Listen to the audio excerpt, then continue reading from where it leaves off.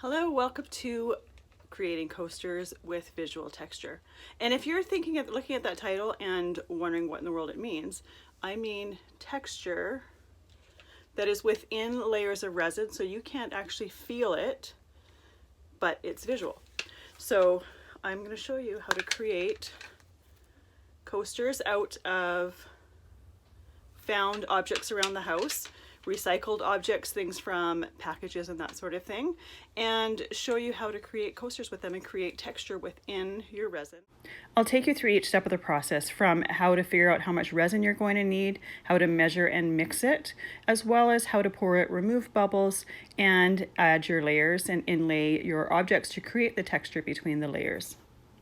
I'll cover simple tips and techniques throughout the way and show you some of the things I've learned throughout the process. I'll show you how to demold and how to trim the excess off of your coasters so that they look pretty. And then I'll show you how to clean up your tools in the simplest way I've found. Let's go.